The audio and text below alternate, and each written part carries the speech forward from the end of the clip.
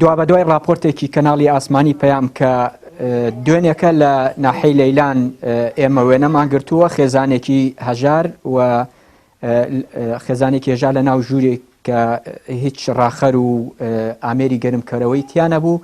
دوای پیشاندانی ئەو راپۆرتەی ئێمە لە کەناڵی ئاسمانی پەیام کۆمەڵی خەڵک و ژمارەیەکی زۆر لە مسلمانان لە خێرخوازان هاتوونەتە خەت بۆ ئەوەی بتوانین ئەم ماڵە لەو شوێنە دەربکەین.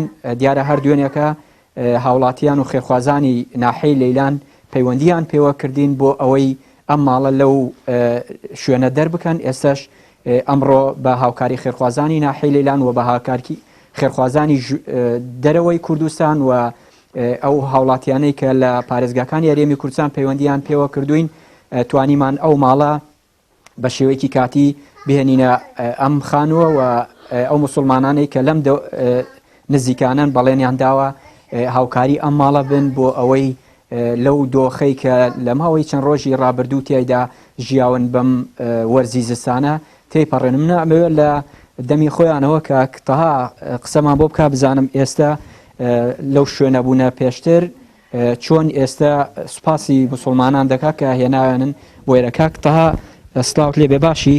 عەلەیکم السەلام ورحمەتوڵڵا وبەرەکاتوه. ئێوە دوێنێکە لە راپۆرتێکی ئێمە پیشاندران و مسلمانان هاتن بە دەمتانەوە بۆی لەو شوێنە دەرتان بکەن. ئێستا وەزعتان چۆنەوە پێشتر چۆن بوون؟ والله الحمد لله والشكر. الحمد شکرەکەم تەقسیر نەکردیان لەگەڵ خزمەتی کردیان بۆ من بردیان من شۆریان تەراشم کردیان من هێنایان بۆ ئەم ماڵە الحمد لله والشكر. سپاسیانەکەم دوعاکەم لەو پێغەمبەرە لەو خوای گەورەیە خوایە لە ژیانیان ئەخ نەلێن و عمریان تەمەنیان درێژ بێ. تۆ داواکاری چییە لە مسلمانان چی ترت بۆ بکەن؟ هاوکاریم بکەن بەس هاوکاریم بکەن لە خواردن لە پارە.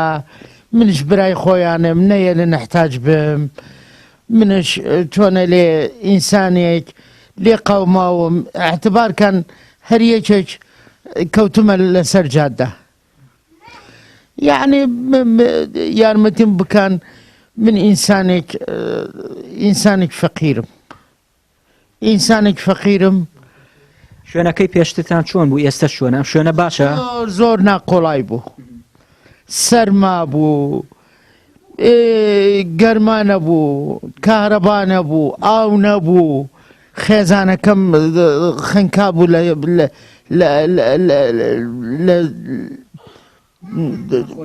نەخۆشی خەنکا بوو، یان زۆر پیس بوو. ئەی شوێنەی ئێستا تان باشە؟ ئەم شوێنە زۆر خۆشە. دەست خۆش بێ. مەمنونم، زۆر سپاس دەکەم. بەس داواکارم ئەو کەسە کە من ئەیبینی لە تەلەڤیزیۆن جەنابتان هاوکاریم بکەن. چی بەو مسلمانانە ئەڵێی کە هاوکاریان کردوون؟ خۆشیان مێ هەموویە. داواکاری چییە؟ داواکاری چییە لە خەڵکی؟ یارمەتیمان کەن چییە؟